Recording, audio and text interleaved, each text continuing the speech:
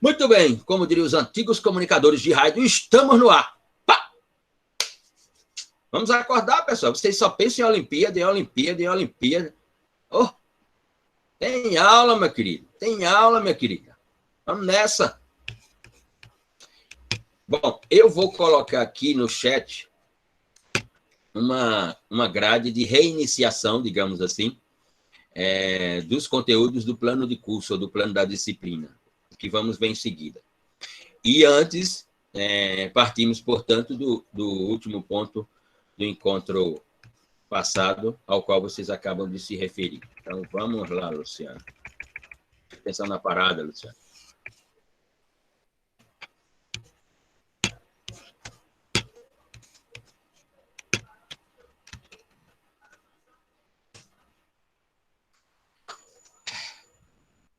Muito bem. Está no chat a grade que reiniciaremos do conteúdo, indo para o eixo 2 dessa disciplina, denominado de Filosofia da Linguagem. Né?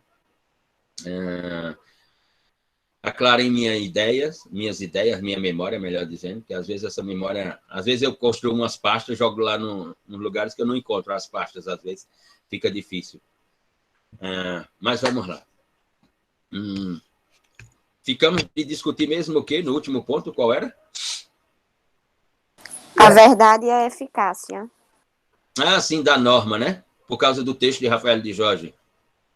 Exatamente. Porque no texto sobre a investigação sociológica no sistema do direito, ele menciona que há uma diferenciação entre validez da norma e eficácia da norma, não é isso? Muito bem. Bom, quando o autor, quando o Rafael de Jorge faz a diferenciação à luz de um dispositivo normativo, ou de uma estrutura normativa, e constrói essa diferenciação entre o que é a validez da norma e a eficácia da norma, ele está informando que são dois mundos distintos.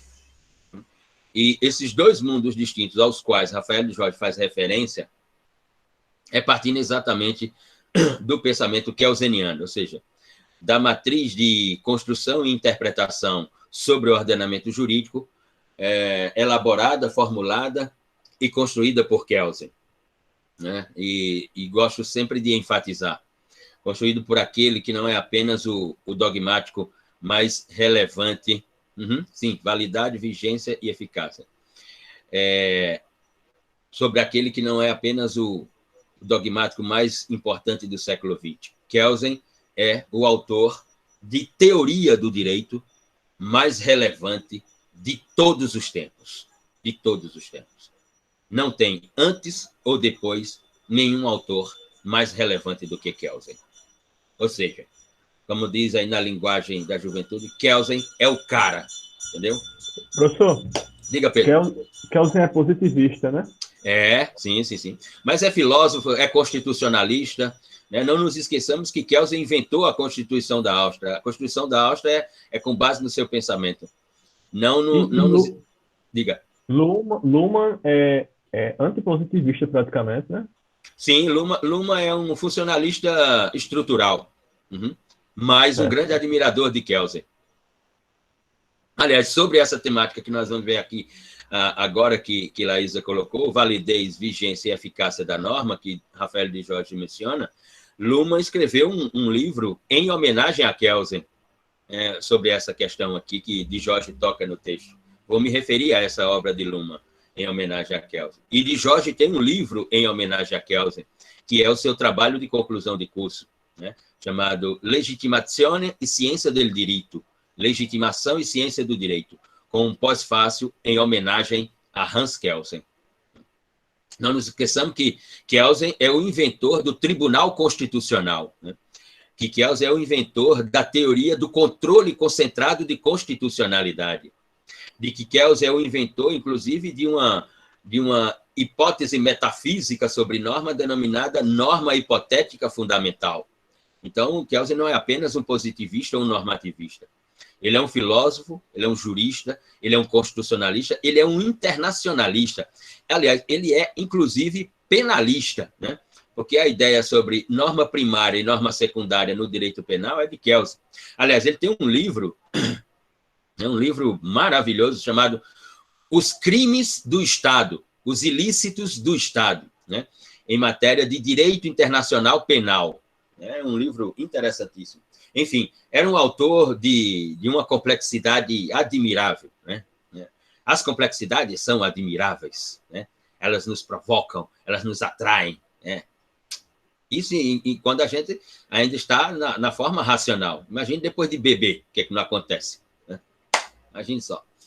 Muito bem, então vamos lá. Quando de Jorge fala de validez, vigência e eficácia, ele está falando de 3 perspectivas distintas da teoria da norma. Quando Kelsen propõe a teoria pura do direito, e que ele coloca a norma, e ele nomina a norma, não é que ele nomina, essa palavra já existia, mas para aquela tese específica, ele vai nominar a norma como dogmática, né? Portanto, Kelsen afirma a norma, o ordenamento jurídico, a dogmática como a ciência do direito. E por que Kelsen afirmou isso? Exatamente por esse capítulo do eixo 2 que nós vamos ver nessa disciplina. Porque Kelsen interpretava o sistema do direito como um sistema de linguagem. E a linguagem do direito ela é construída por elementos constitutivos da própria gramática de qualquer língua, ou seja, semântica, sintaxe e pragmática. Só que quando isso é trazido para o direito, nós passamos pela estrutura do direito, pela fenomenologia denominada direito. O que era semântica agora se torna semântica jurídica. O que era sintaxe agora se torna uma sintaxe jurídica. O que era pragmática agora se torna uma pragmática jurídica, porque é tudo voltado para a realidade do direito, realidade esta construída pelo próprio direito. Significa dizer uma autorrealidade do direito. A defesa, exato, Adélia, exato, Adélia. A defesa de uma linguagem pura. De uma linguagem pura que ela seja traduzida como linguagem jurídica. Que ela não seja contaminada por metafísicas como a política, a moral, a religião, né? Essa era a premissa maior do pensamento de Kelsen, que era uma premissa de Tobias Barreto 30 anos antes de Kelsen, aliás, no ano exatamente que Kelsen nasceu, né? Em 1881. Tobias Barreto escreve um texto separando Deus da ciência. Kelsen vai propor isso em 1911, ou seja, 30 anos depois, porque ele nasce exatamente no ano que Tobias Barreto escreve o texto. Quando nós falamos de validade da norma, estamos falando, e Rafael de Jorge está se referindo, aquilo que Kelsen chamou de, vou colocar aqui,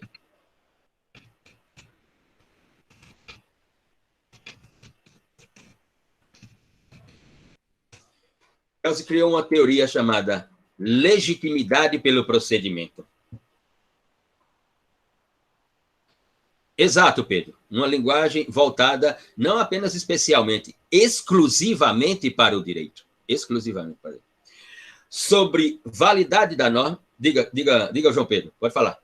Isso aí a gente entra na seara do que Luhmann chama de argumentação formal e argumentação substantiva, né? Perfeitamente, exatamente. Para Kelsen, como nós só vou aqui abrir um parênteses, para Kelsen, o que faz da linguagem do direito uma ciência, ou seja, o que faz da dogmática a ciência, não é a semântica, nem é a pragmática, é a sintaxe. Porque, para Kelsen, direito é forma, direito é procedimento. Então, a sintaxe, como nós veremos, é o elemento que cientifica o direito. É o elemento linguístico que dá a forma ao direito, que constrói uma estética para a linguagem do direito, que constrói uma moldura para a linguagem do direito. Por isso, para Kelsen, não há ciência do direito, pode haver direito, mas não há ciência do direito sem a sintaxe, que é o elemento sem o qual não há forma no direito. Mas nós veremos isso, fecha o parênteses, Luciano Nascimento, daqui a pouco. Muito bem. Validade da norma. Validade da norma em Kelsen significa legitimidade pelo procedimento. Para Kelsen, não existe norma justa ou injusta. Nem para Rafael de Jorge, nem para Luhmann também. Aqui estão os viés kelsenianos desses dois autores. Não existe, repetindo, não existe norma justa ou injusta, porque o direito não é um fenômeno que trata com justiça. O que existe é norma válida ou inválida. E o que determina a validez da norma ou a invalidez da norma é a teoria da legitimidade pelo procedimento. O que significa isso, Luciano? Legitimidade pelo procedimento? Ora, é de que para a norma nascer, ela tem que seguir fases. Como nós nascemos, crescemos e morremos. São fases. Nascemos, depois somos crianças, somos adolescentes, somos adultos, somos idosos e morremos. Todo mundo morre. Todo mundo morre. Você que veio por direito, pronto, acabei de lhe dizer o que é o princípio da igualdade jurídica. Todo mundo morre. É o único momento que ele se materializa, o princípio da igualdade. É na morte, porque ela aparece para todos. Aí, como diz o pessoal do TikTok, aí, ó. Tome. Muito bem. Significa dizer que a norma para ser válida, ou seja, para ela... Cortou aqui. Cortou, Bruna? Repito.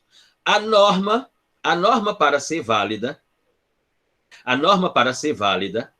para ela entrar para o ordenamento jurídico, ela precisa cumprir a teoria de legitimidade pelo procedimento. Ou seja, como nasce a ideia de uma norma? Então, um deputado pode propor um projeto de lei, um PL, que vai se transformar em uma lei. Um senador pode propor, né? Nós aqui, em reunião, podemos propor um projeto de lei que é denominado pela Constituição de iniciativa popular. Por exemplo, a Lei Complementar 135, denominada de ficha limpa, ela é um projeto de lei de iniciativa popular. Ela nasceu de uma iniciativa das pessoas que vão lá colher assinaturas de todos os cidadãos com seu CPF e tal, e mandar para o Congresso dizendo que quer uma lei assim, iniciativa popular. Ou o próprio executivo, o presidente da República, o ministro da Justiça, pode propor um projeto de lei, como o Sérgio Moro propôs com a Lei 13.964, o que veio a ser a Lei 13.964, que foi denominada de pacote anticrime. Né? Então, esse é o primeiro passo. Começou a teoria de legitimidade pelo procedimento. Diga, João. Professor, e se eu quiser mudar a norma que regulamenta justamente o processo de criação de normas? Isso primeiro tem que avaliar se a Constituição permite isso, que eu penso que não tem previsão na Constituição para mudança do procedimento de produção de norma, porque a democracia ela é representativa e ela já traz as formas, as previsões sobre as formas de propostas de projeto de lei. O que poderia ser é acrescentar uma nova forma de propor projetos de lei, eliminar as outras numa democracia representativa liberal burguesa. Eu penso que isso iria de contrário à Constituição. Agora, saber se esse leque pode ser alargado nesse sentido. Muito bem. Então, inicia-se a teoria de legitimidade pelo procedimento. Então, vamos pegar o exemplo de que o presidente da República encaminhou uma lei para o Congresso, como o Sérgio Moro fez recentemente com o projeto de lei pacote anticrime, digamos assim. Então, a Câmara Federal vai votar. Aí a Câmara Federal votou o texto. O texto vai para o Senado. Aí o Senado votou. Se o Senado votou e não fez nenhuma reforma no texto, o Senado, depois da votação, encaminha para o presidente da República, que sanciona a norma, podendo sancioná-la na sua integridade ou vetar alguns artigos dessa norma. Se o Senado reformou o texto, então o texto tem que voltar para a Câmara Federal e a Câmara Federal revotar, enviar para o Senado votar de novo e encaminhar para o presidente da República. E aí o presidente da República sanciona. Essa é a teoria da legitimidade pelo procedimento. Se a norma não passar por tudo isso e ela vier a ser sancionada pelo presidente, ela não terá validez no mundo jurídico. Ela não poderá adentrar ao mundo jurídico, por quê? Porque ela tem um problema de legitimidade. Luhmann escreveu um livro chamado Legitimidade pelo Procedimento, em homenagem a Kelsen, explicando essa teoria de Kelsen. Esse é um lado da teoria da legitimidade pelo procedimento. O outro lado é quem tem competência para propor essas leis. Por exemplo, se a lei é em matéria de direito penal e de direito processual penal, quem só tem competência para propor os projetos de lei em matéria de direito penal e direito processual penal é a Câmara Federal, o Senado da República e o Poder Executivo Federal. Mais nenhum. As assembleias dos estados, ou seja, as assembleias dos estados, como da Paraíba e outros, as câmaras de vereadores não têm competência para propor projeto de lei em matéria penal e processual penal. Só no âmbito federal. Isso está no artigo 22 da Constituição Federal. As competências em matéria legislativa, penal e processual penal. Competência exclusiva do âmbito federal. Aqui está a teoria de legitimidade pelo procedimento. Por isso que, para Kelsen, a norma ela é inicialmente válida ou inválida. Não existe norma justa ou injusta, porque, para Kelsen, não há que se falar de justiça num ordenamento jurídico. O direito não trata com justiça. O direito trata com procedimentos à luz de um ordenamento jurídico puro. E esta norma, que nós acabamos de nos referir, que vai ser válida se cumprir todas as fases, essa norma tem que ter uma linguagem pura. Ela não pode vir contaminada com elementos linguísticos da moral ou da religião. Tem que haver uma separação linguística para Kelsen. Aqui está a explicação sobre validade. Felipe, seria a tal da canetada, não teria legitimidade. Exato.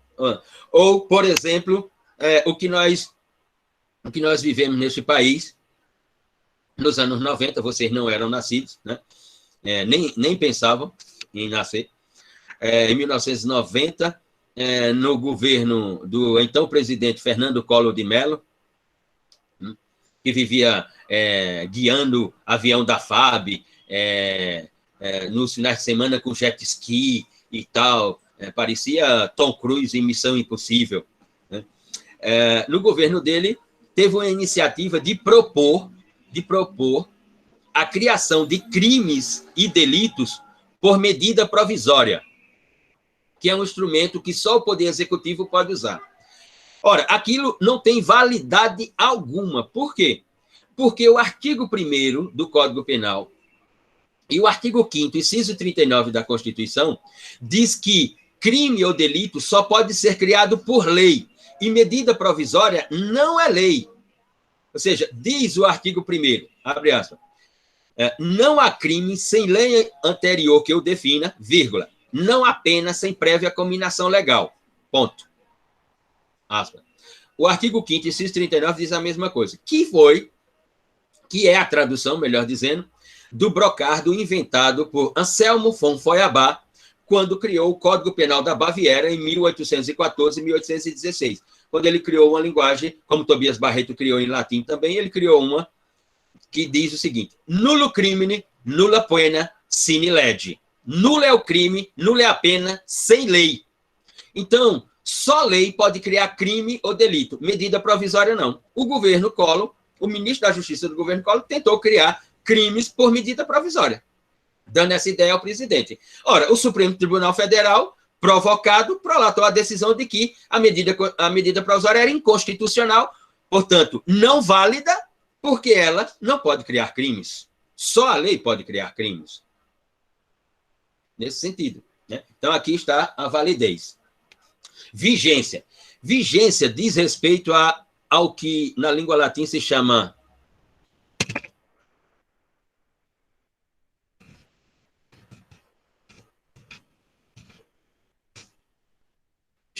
vacatio legis.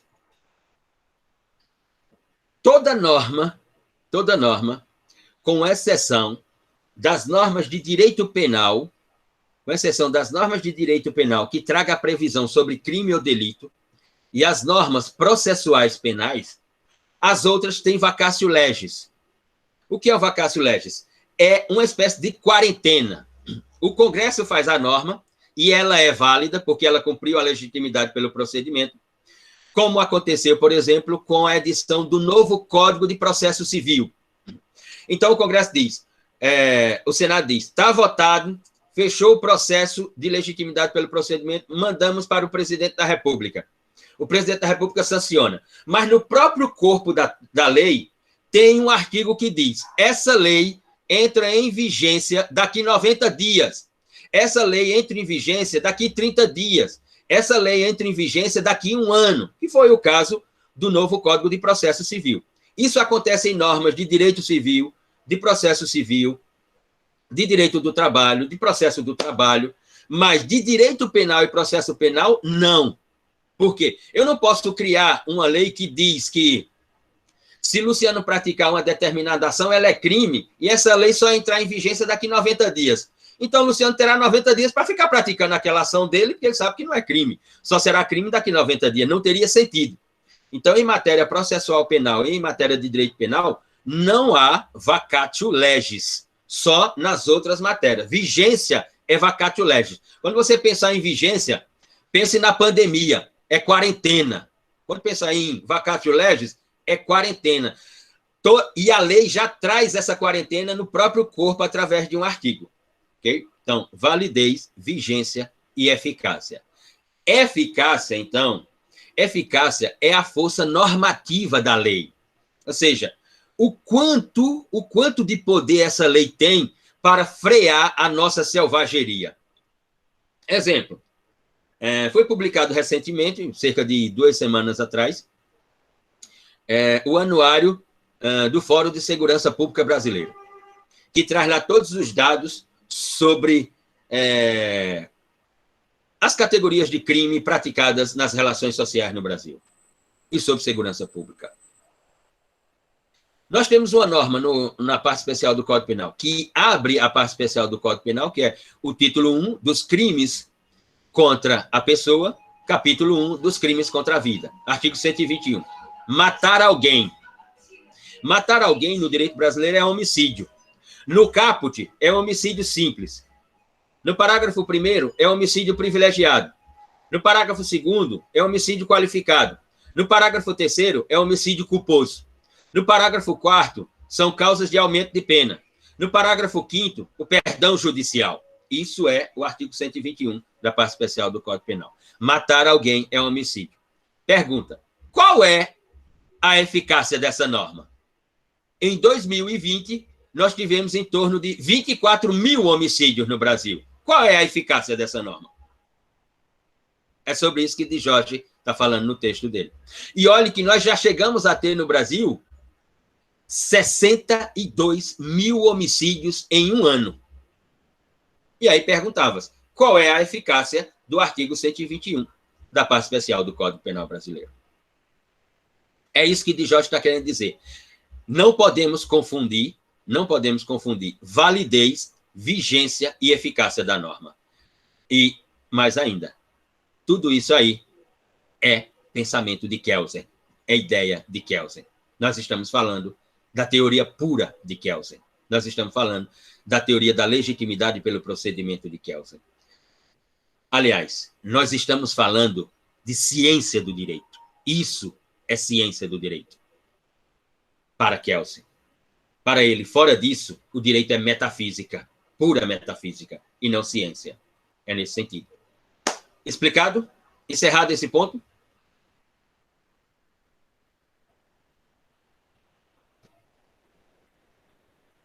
Gabriela, professor, existe alguma diferença entre delito e crime? No nosso direito, não, Gabriela. No nosso direito não existe diferença entre crime, delito e crime. No direito penal alemão, sim, existe uma diferença. No nosso, a diferença é entre crime, crime de maior potencial ofensivo, crime de menor potencial ofensivo e contravenção penal. Então, essa é a diferença que nós realizamos no nosso direito. Mas crime ou delito no direito penal brasileiro é apenas questão sinônima. Apenas isso. Agora, em outros sistemas jurídicos, há uma diferença, há uma graduação no campo da ofensividade da conduta praticada, em que ela pode ser interpretada como um crime, ela pode ser interpretada como um delito. Ou como, por exemplo, em alguns sistemas, nós utilizar a expressão delito para quando estamos falando de condutas relacionadas à economia, ao sistema tributário, ao sistema fiscal, ao sistema financeiro, ao meio ambiente, etc. E usar a expressão crime quando se está falando para a criminalidade convencional. Os crimes contra a vida, a honra, a integridade física, a sexualidade, a integridade, etc, etc. Yasmin. No artigo de Jorge, ele fala que a validade é a simbolização factual do dever ser de Kant. Exatamente. O que isso significa? A validade da norma, como ela se tornou válida, quer dizer, Yasmin, que agora ela é legítima. O que significa dizer que sobre ela recai agora a ideia de vigência, porque ela é válida e legítima, e a ideia de eficácia. Então, Kant chamou isso de um dever ser. Ou seja, o direito deveria ser o que está na norma, mas nem sempre é na praxe. Quando nós falarmos sobre pragmática, isso ficará bem mais claro. Ou seja, o dever ser de Kant sobre a norma, né, terá um outro olhar quando nós formos para a praxe do direito, para o mundo forense do direito, né? Portanto, a ideia da executabilidade do direito e da operacionalidade do sistema jurídico, nesse sentido. Ou seja, validade da norma é dever ser, ou seja, o direito deve ser como a norma está dizendo que deve, mas nem sempre o é, né? Nem sempre a norma ela é eficaz, né? Nem sempre a norma ela é cumprida e, portanto, ela se torna um dever ser. Veja, num país como o Brasil, estava discutindo isso ontem à noite numa live sobre o congresso que vai ter e que o NUPOD participará. É um congresso, primeiro congresso paraibano de criminologia, direito penal e processo penal. Estávamos falando exatamente sobre os tipos penais, ou os crimes ou delitos. É improvável você viver no Brasil e você ter mais de 18 anos e dizer que nunca cometeu um crime. Por quê? Porque hoje nós temos catalogados, entre a parte especial do Código Penal brasileiro e a legislação extravagante, nós temos mais de 2.500 tipos penais, mais de 2.500 crimes catalogados. Então, aquele que diz que nunca cometeu um crime é um tremendo de um hipócrita. Eu, pelo menos, cometo uns 5 por dia. No mínimo, uns 5 por dia eu cometo. A questão é que eu não sou autuado. Não fui autuado e, portanto, não fui levado a uma delegacia e, portanto, não estou em cárcere. Mas que eu cometo uns 5. Se você sair de casa no Brasil, você comete um crime. Se você sair de casa no Brasil, repito, você comete um crime. A diferença vai ter um policial próximo que lhe autue, vai ter alguém que presenciou uma testemunha e liga para o 0 qualquer coisa e diz que eu cometi um crime. Se não tiver, passa em branco. Se tiver, como diz os vídeos do TikTok, se tiver, no meu caso, até agora, não teve, né? Mas que eu cometo crime todos os dias, com esse ordenamento jurídico que a gente tem, inequivocamente. Inequivocamente. Muito bem. Concluído esse ponto, como diz o italiano, possiamo andare avanti, tutti noi, possiamo, tutti, d'accordo? Bravo, andiamo tutti. Muito bem. Tudo ok. Bom, eixo 2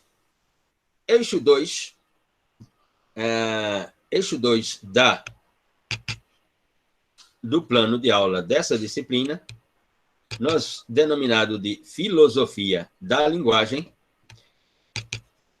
nós vamos, portanto, trabalhar as questões técnicas linguísticas da construção do que nós acabamos de ver. Validade, vigência e eficácia do ordenamento jurídico. Ou seja, como que nasce o ordenamento jurídico? Qual essa estrutura do ordenamento jurídico? Qual, portanto, são os elementos técnicos de construção dessa linguagem que Kelsen chamou dogmática a ciência do direito, a linguagem jurídica do direito. Ou seja, como partimos para uma ideia estruturante do direito pelo discurso normativo, denominado discurso jurídico-normativo do direito. Ora, pela ideia da teoria da observação no que se refere à escola de pensamentos. Vamos lá. Para a construção daquilo que nós vamos chamar ordenamento jurídico, lei, lex, lege, norma, né? Existem duas escolas de pensamento. Uma nominada de os naturalistas, a outra nominada de os convencionalistas. Para os naturalistas, para construir essa estrutura do direito, essa estrutura linguística do direito, e fazer do direito, portanto, um sistema de linguagem, e para Kelsen, um sistema de linguagem pura. Essa é a grande diferença de Kelsen em relação a todos os outros autores. Mesmo os autores da filosofia dos valores, como os autores neocantianos, ou como, aliás, o próprio Kant e os autores neocantianos a partir de Kant, mesmo para eles, eles reconhecem que o direito é um sistema de linguagem. Mas Kelsen foi o único a afirmar que o direito é um sistema de linguagem pura. E essa linguagem pura, esculpida na dogmática, ou seja, na norma, faz do direito a ciência jurídica. E esse foi o start que Kelsen teve, a sacada. Aliás, Kelsen era um cara que tinha sacada o tempo inteiro. Ele acordava já com as 3 sacadas na cabeça. Vai te lascar, homem. Entendeu? Vai ter sacada assim no inferno, miséria. Aliás, como é que na parede? Miséria. Acaba para ter sacada. Parece que parece que no cérebro de Kelsen tinha uma tecla chamada Enter. Ele acordava, ele já apertava o Enter umas 3 vezes. Pá, pá, pá, pá. Pronto, já nasciam as 3 ideias até o meio-dia. Era uma coisa impressionante. Tudo bem. Para essas escolas do pensamento, para a escola naturalista, para construir, portanto, essa estrutura, e nós vamos estar falando nessa estrutura, a partir de agora, em cada elemento técnico, linguístico dessa estrutura, começamos pela semântica. É a semântica da língua portuguesa, Luciano? É a semântica da língua portuguesa, da língua inglesa, da língua francesa, espanhola, de todas as línguas. Só que aqui, agora, ela é semântica jurídica. Agora ela é semântica jurídica. E para essas escolas de pensamento, para os naturalistas, a edificação da semântica, o som é que dá sentido à semântica. O som da linguagem é que dá sentido à semântica. Né? Como, por exemplo, veja algo que dá sentido à semântica. Vamos pegar uma linguagem bem atual, né? Que está aí. Já lhe dou o lugar de fala, Ingrid. Por exemplo, nas lojas tem todos os cartazes, né? Desde que desde quando aconteceu essa pandemia. Aí tem lá, entrada permitida só com máscara. Isso tem um som, né? Por exemplo, entrada permitida só com máscara. Isso tem um som. Por isso que os naturalistas dizem, o som é importante. Aí tem outro letreiro. Entrada só permitida com máscara, vírgula, porra! Tem outro som. Né? Por isso que para os naturalistas, né, o som é importante na construção da semântica. Para os convencionalistas, não. O som não é importante na semântica. O som não contribui no sentido da semântica. Para os naturalistas, sim. Para os convencionalistas, não. Diga, senhorita Ingrid. Professor, bom dia. O senhor me escuta? Escuto perfeitamente e a vejo com os olhos. Que Escuto bom. com os ouvidos e vejo com os olhos.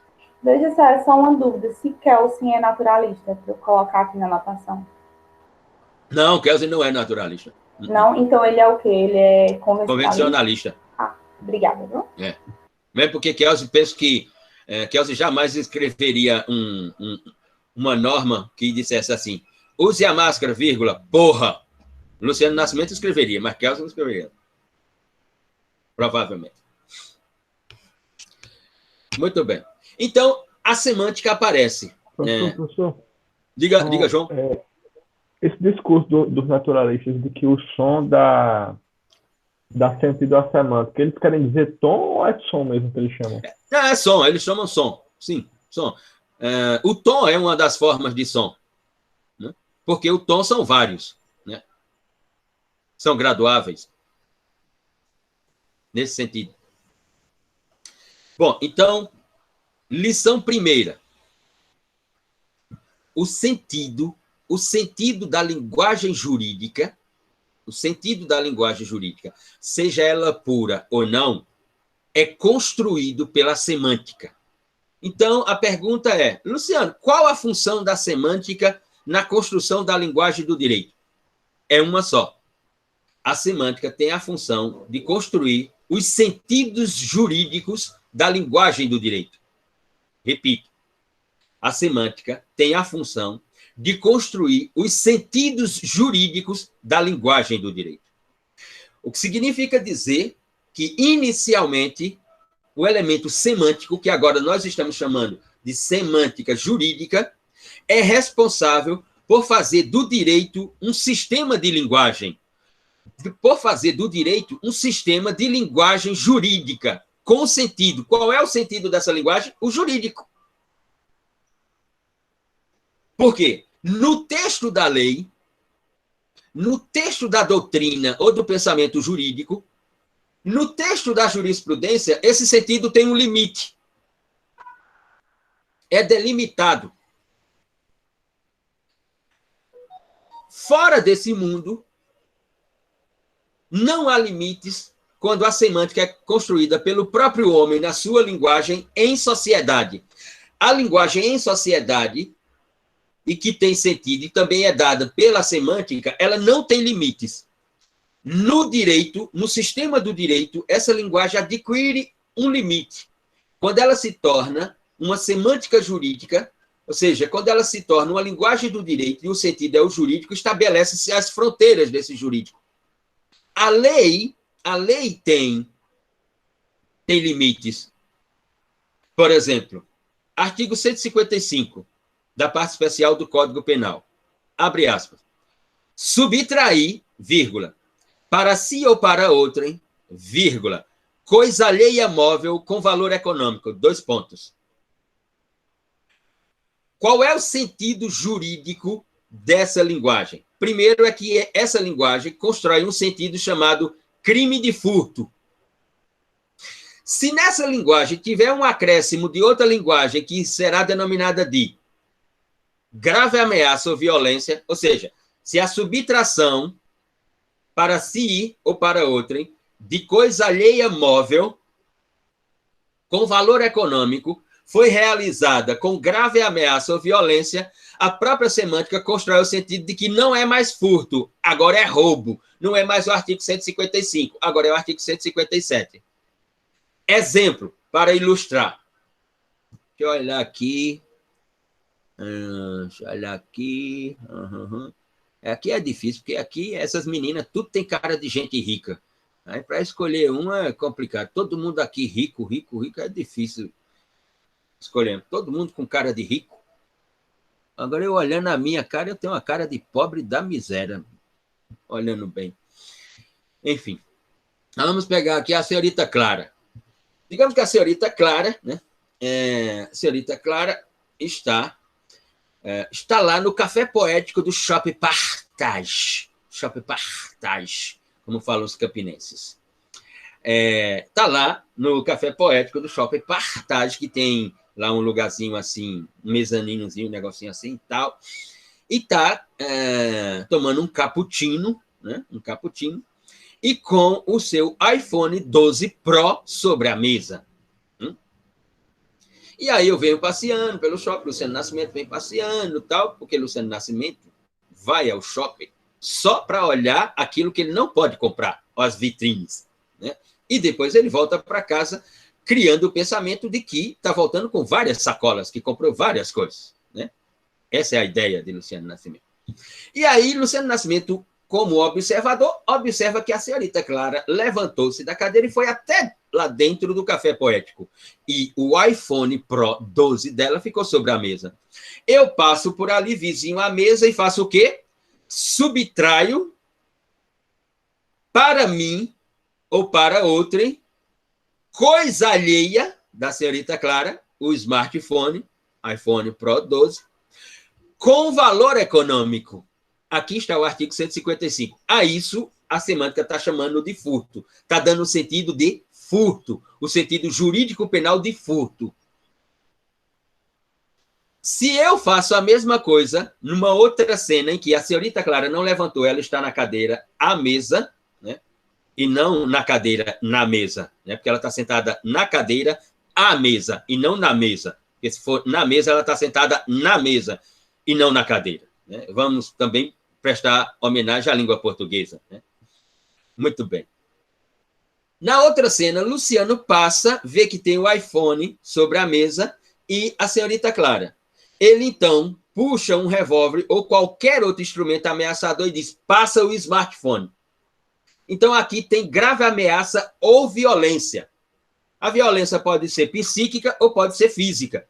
A grave ameaça é o comando de voz, o som. Por isso os naturalistas vão dizer, né? E os convencionalistas vão dizer, não. Isso é roubo e não furto, por causa exatamente desse comportamento de grave ameaça ou violência. Aqui estão os sentidos construídos pela semântica, que fazem, portanto, dela uma semântica jurídica. O sentido é o jurídico. Nesse caso aqui, é um sentido jurídico-penal. Jurídico-penal, ora furto, jurídico-penal, ora roubo. Aqui está o sentido construído pela semântica. Ora, o objeto, portanto, o objeto passa a ser a construção de um conceito imaginário. A doutrina vai dizer, o objeto é o patrimônio, porque é crime contra o patrimônio. Isso é a estética. Isso é a estética. O objeto, vocês leram lá o texto de Rafael de Jorge, né, sobre a investigação sociológica no sistema do direito. Aqui é o imaginário. Aqui é a ideia de como construir algo que vai ser ciência para essas duas cenas que eu acabei de me referir. É nesse sentido. Ou seja, isso envolve teoria da realidade, assim como envolve teoria da relatividade, de uma realidade relativa, né? Porque, ao fundo, quem só sabe realmente o que está acontecendo é quem está praticando a ação e quem está sofrendo a ação. O que significa dizer que esse tipo de semântica jurídica do direito penal trabalha com o presente e com o passado. Com o presente, quando acontece e não há uma norma sobre isso, e tem que se criar a norma, e, portanto, aquele presente virou passado. O direito penal nunca trabalha com o futuro.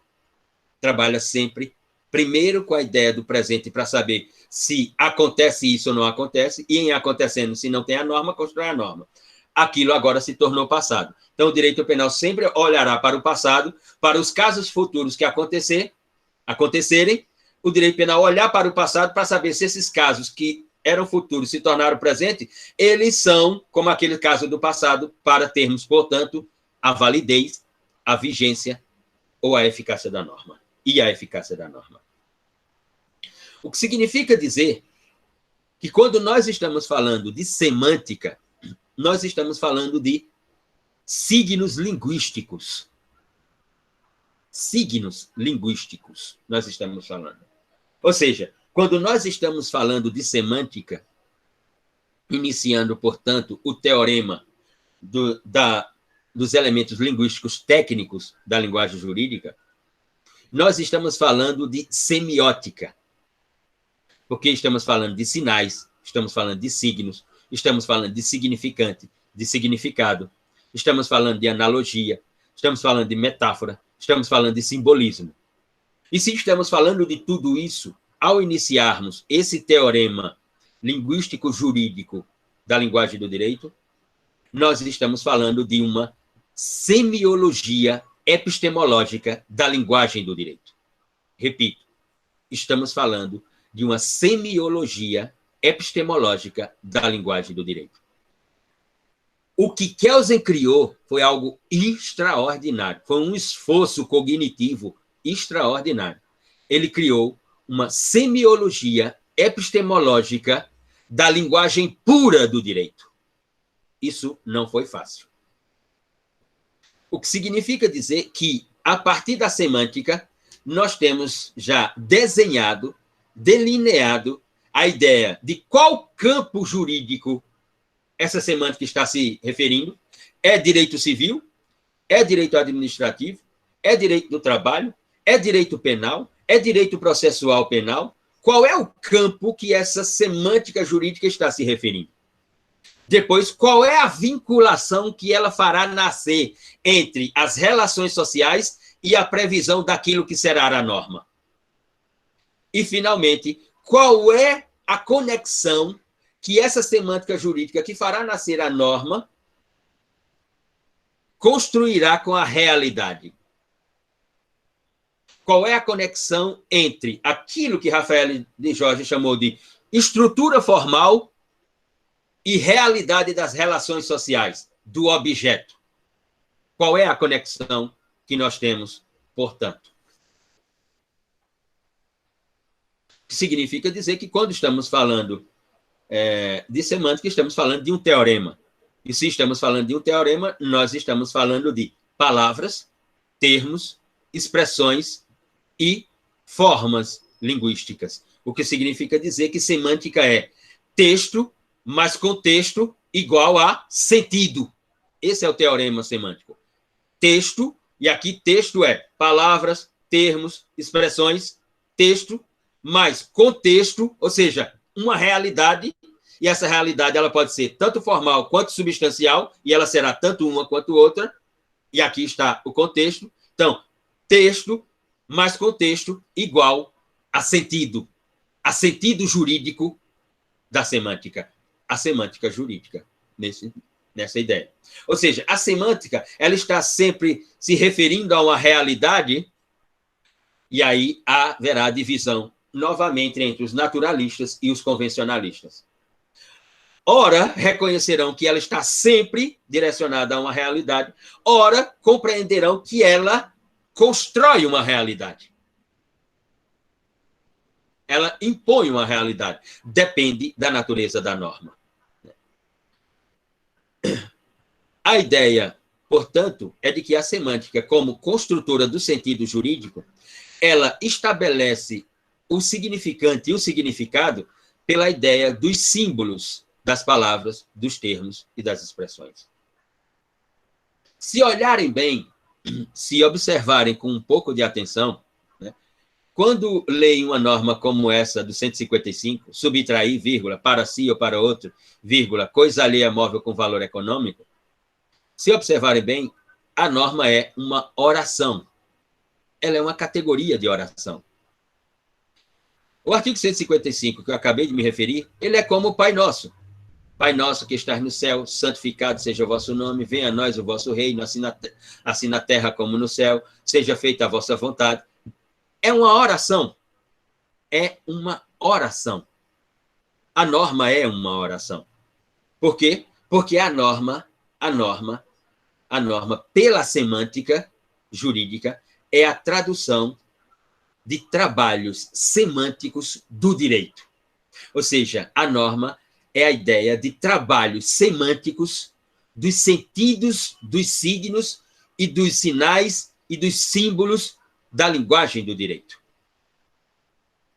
Como, por exemplo, os dicionários jurídicos, os verbetes jurídicos, como um que eu citei aqui, vacatio legis. Se você sair da sua casa hoje e coloque a máscara para sair, use álcool em gel. Aliás, desde que começou essa pandemia, eu descobri um álcool em gel que eu nem sabia que existia aquela porra.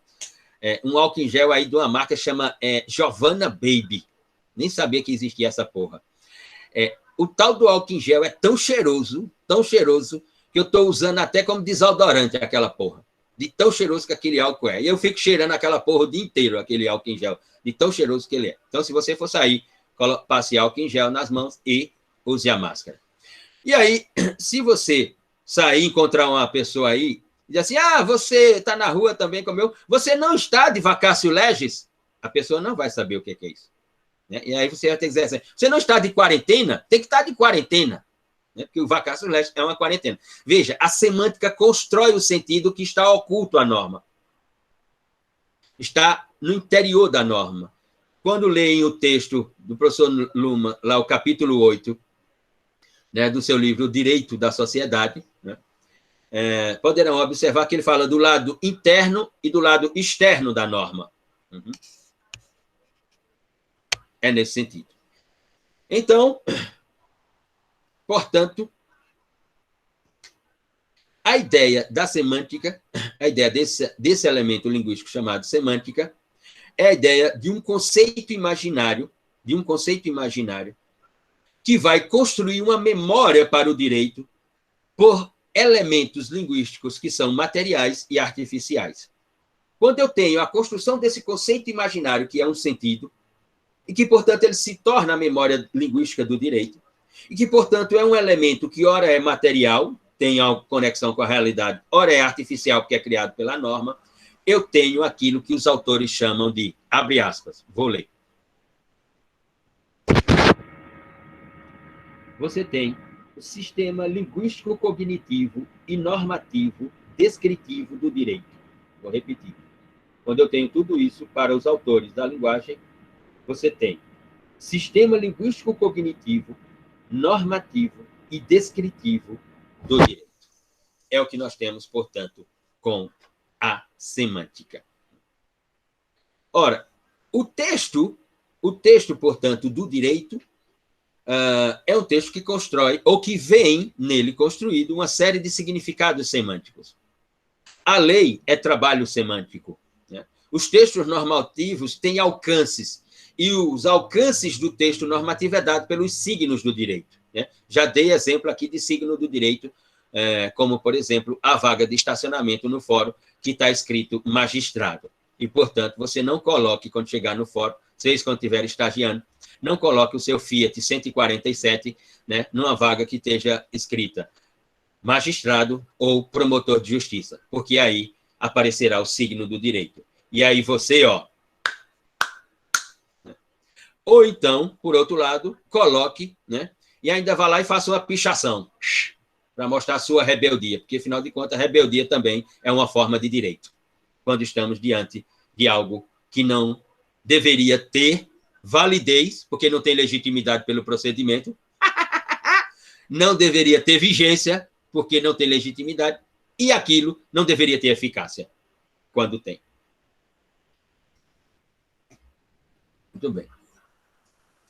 Como é que se deu tudo isso, Luciano? Quando é que essa porra toda começa, Luciano? Aí tá. Tudo isso começa a partir da edição do Código Civil francês em 1804. Passou um carro de som agora aqui que deu vontade de ir ali na geladeira buscar uma Heineken. Se esse carro de som ficasse parado mais 5 minutos aqui, eu ia buscar uma Heineken. Com a edição do Código Civil francês de 1804, tudo isso veio como ideia de construções científicas do direito.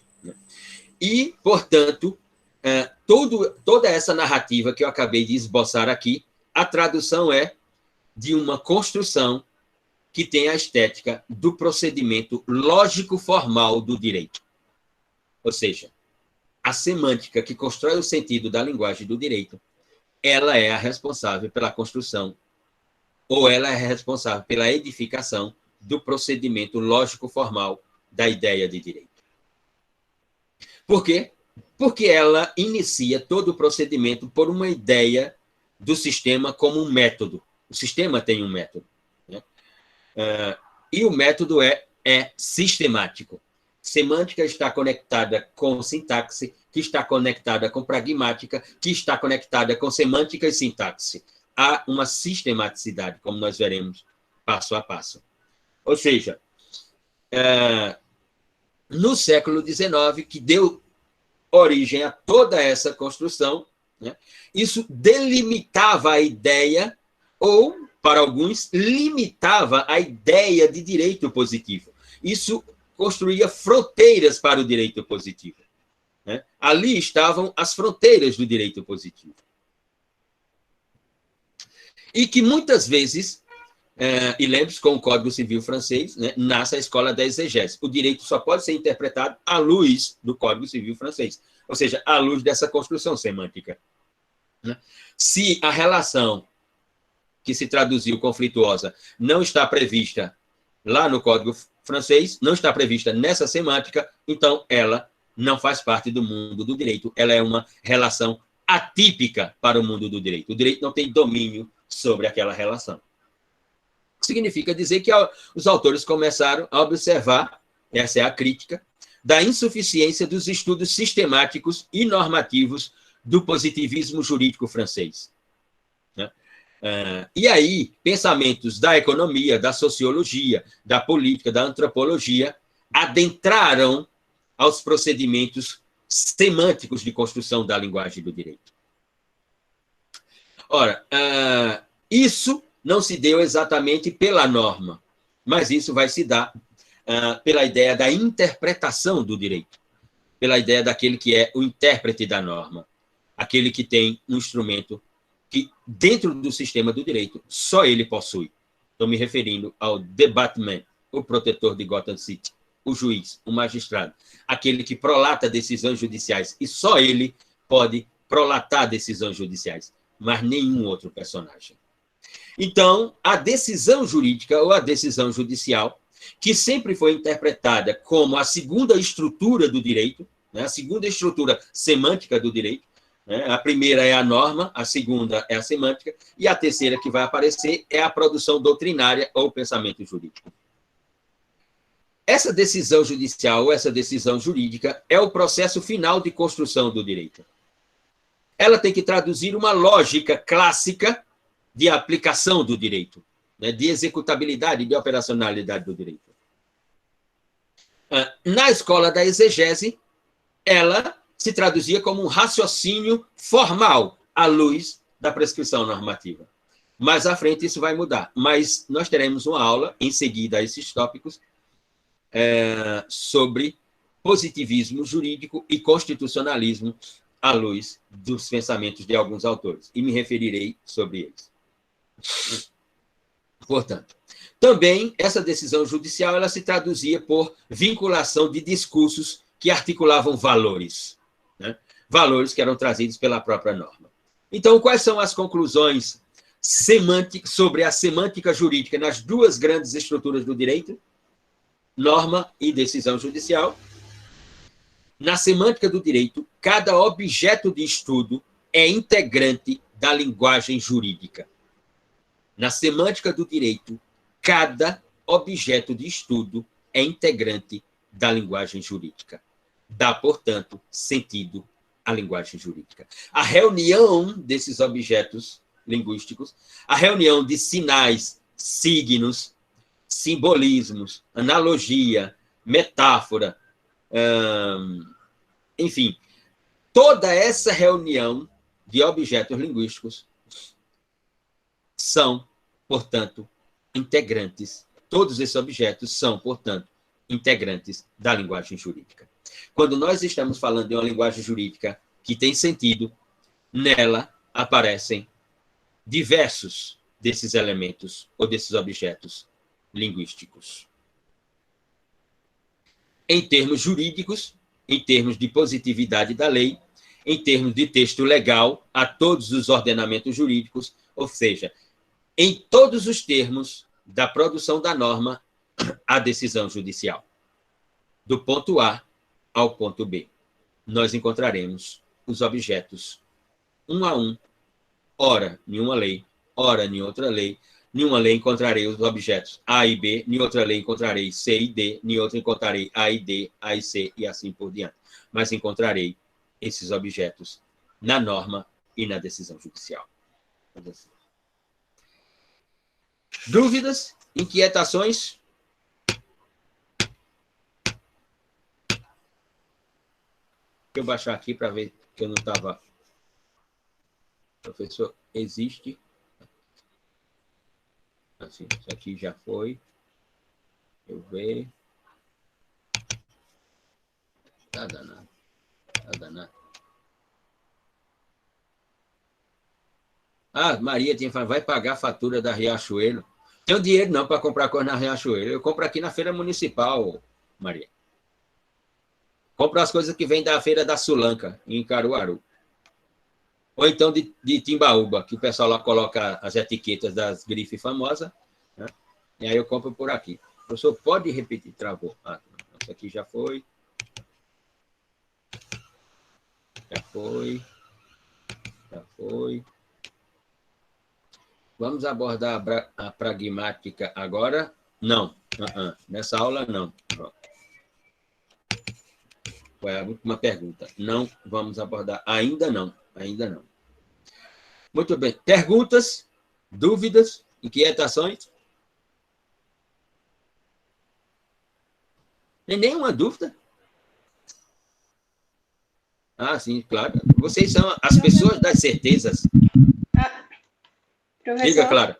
Eu. Não, eu acho que o senhor não viu aí no chat, mas eu estava falando que quando o senhor estava falando daquela questão de passado e presente, que o direito tem que usar, né? Já entra naquela questão de redundância e variedade, né? Exatamente, senhorita. Gabriela Sobreira Guimarães Rosa. De Araújo. A vigência, que eu não compreendi muito bem. A questão da vigência. A vigência é o tempo. A vigência é o tempo que ela vai estar no ordenamento jurídico. Por exemplo, na parte geral do Código Penal, Gabriela, na parte geral do Código Penal, tem uma norma que trata sobre lei penal no tempo e no espaço. Lei penal no tempo e no espaço. Então, vou explicar isso sob a égide da vigência da norma. Então, eu posso ter, no direito penal, duas categorias de norma, que elas nascem já com o gene da morte, digamos assim. Uma nasce com o gene da morte e outra nasce com o gene da ressurreição, para utilizar aqui uma expressão cristã. Belíssima, aliás, a ressurreição. É uma coisa maravilhosa, a ressurreição. Essa é uma das grandes invenções do cristianismo. Né? O humano ter a capacidade de ressurreição. Né? Não sei se foi tirado, né, daquela lenda escocesa de Highlander, né? Que o cara morre e volta, e que você pensa que o filme não vai acabar nunca, que era com Christopher Lee. Né? O Highlander, né? É bom não falar por aqui sobre o Highlander, mas vamos lá. E aí tem duas categorias de normas, senhorita Gabriela. Uma norma denominada de norma temporal e a outra de norma excepcional. Vamos a elas. O Poder Executivo, por exemplo, o presidente da República pode mandar um projeto de lei ao Congresso para o Congresso votar uma norma temporária. O que significa dizer? Que essa norma temporária ela terá uma vigência determinada. O Congresso votando hoje, terça-feira, e encaminhando para o presidente da República, o presidente da República sanciona a norma.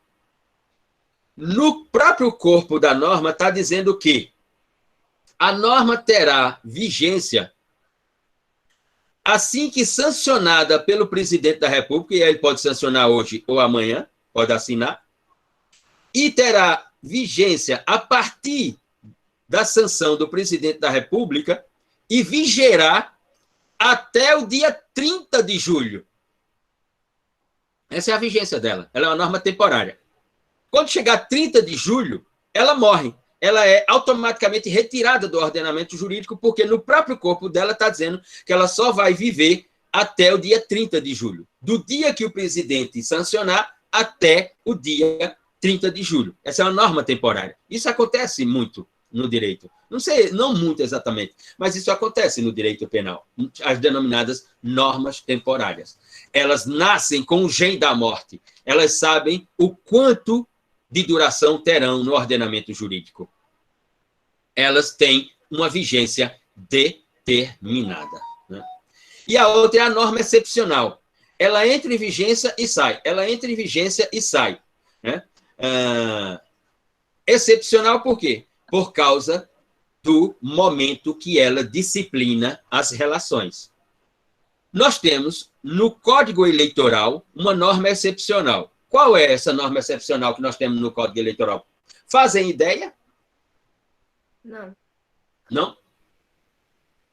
É aquela que diz que os estabelecimentos comerciais não podem vender bebida alcoólica ou só podem vender bebida alcoólica até 24 horas antes do dia da eleição. Aquela norma ela só tem vigência excepcionalmente nos processos eleitorais.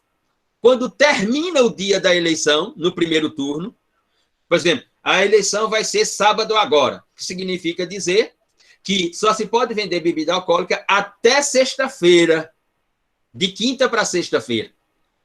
Por quê? Porque na eleição do sábado não podem estar embriagados para se votar. Então, ela entra em vigência. Quando der 5 horas da tarde no sábado, que acabou a eleição, ela sai de vigência e voltamos a beber. Quando vier o segundo turno da eleição, que determinar a mesma coisa, ela volta a ter vigência. Quando terminar o dia da eleição, ela é retirada da vigência e fica lá no Código Eleitoral. Essa é uma norma excepcional. Ou seja, ela é uma norma cristã. Ela ressuscita. Ela tem o dom da ressurreição. A norma é excepcional. Então, a vigência está correlacionada a isso, do tempo de duração, né? Do vigência o que ela é efetuada. Exatamente, senhor. A vigência é o tempo de duração que a norma pode ser aplicada. Obrigada. Repito, a vigência é o tempo de duração que a norma pode ser aplicada, diferentemente da norma temporal. Porque na norma temporal, ela já sabe quanto tempo ela será aplicada.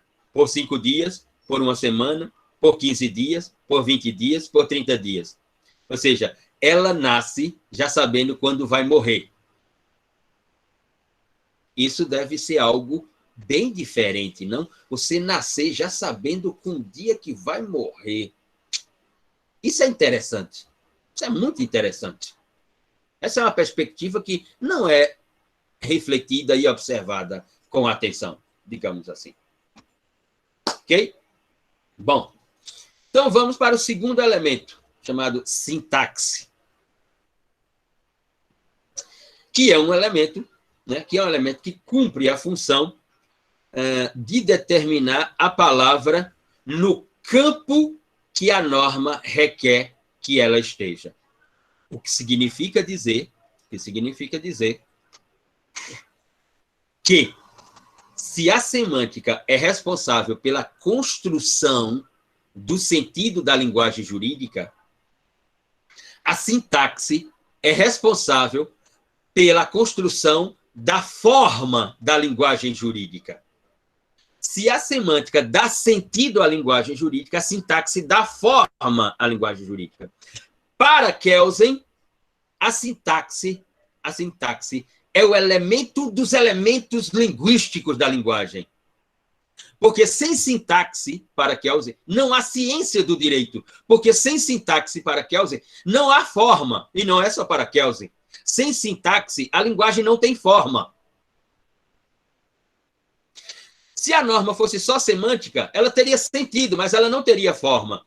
Kelsen vai dizer, ela seria uma filosofia do direito e não uma ciência do direito.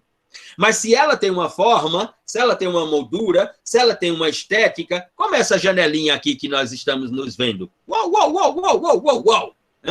Dá forma aqui. Dá uma forma. Se não tivesse essa janelinha, estaria uma cabeça em cima da outra aqui. Estaria parecendo um balaio cheio de abacate. Mas como cada um tem uma janelinha aqui, todos veem a todos, né? Só aqueles que não querem que nós vejamos e que não querem ver também, né? Aí fecham tudo e pronto. Né? Ou seja, a sintaxe é o elemento jurídico, é o elemento linguístico-jurídico pelo qual o direito adquire forma. Para Kelsen, forma é o momento da cientificidade do direito. Não existe ciência do direito sem forma. Para ser ciência, é preciso ter uma estética, é preciso ter uma forma, é preciso ter o quê? Ter uma moldura. Por isso que o pensamento de Kelsen é um pensamento legal, positivista, formal, imaginário, imaterial. Por isso que o positivismo de Kelsen é um positivismo formal, ou seja, é um positivismo da sintaxe. Porque é a sintaxe que vai fazer da dogmática, da lei, a ciência do direito. Ou seja, no plano das investigações dos signos linguísticos, é a sintaxe que constrói a ideia do deslocamento da relação formal entre os elementos linguísticos, entre subtrair para si ou para outrem coisa alheia móvel com valor econômico. Olha os deslocamentos, ela vai dando forma. Ou seja, a sintaxe vai dando forma ao sentido. Ela vai organizando o sentido semântico do que será a linguagem jurídica. A sintaxe, na verdade, ela é, no direito, a gramática jurídica. Ela posiciona o sujeito, ela posiciona o predicado, ela posiciona o substantivo. Ela é a gramática do direito. A sintaxe jurídica é a gramática do direito. Ela organiza e, portanto, dá forma aos signos linguísticos do direito. Ou seja, ela estabelece a forma da regra. Ao estabelecer a forma da regra, ela automaticamente informa quem é o emissor da linguagem e quem será o receptor da mesma. Ou seja, ela constrói uma tríade linguística: regra, emissor, receptor do que será a linguagem jurídica.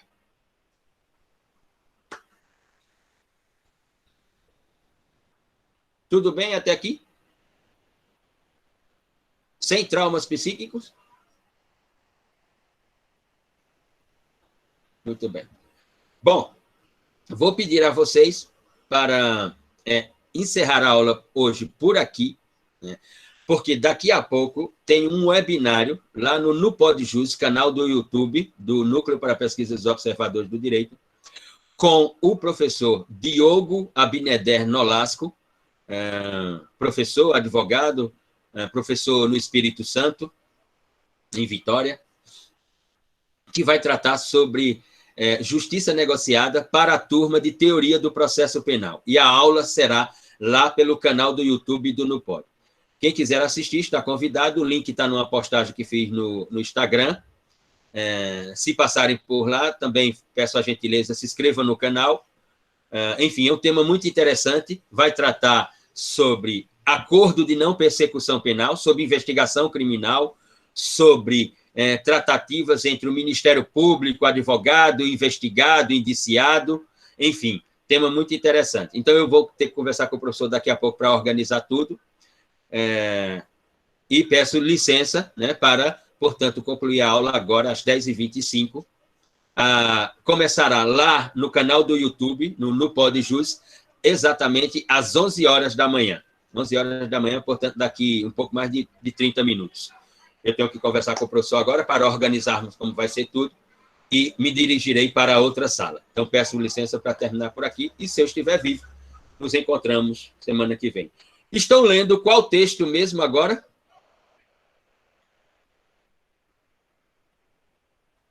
A gente está lendo aquele, o Direito da Sociedade.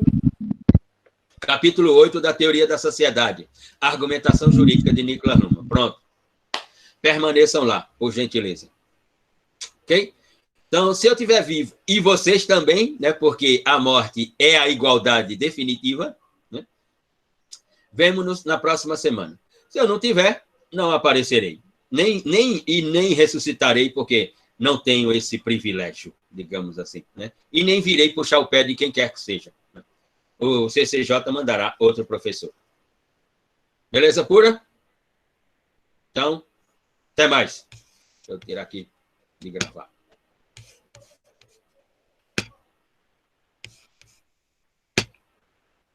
Tchau, tchau, tchau, tchau.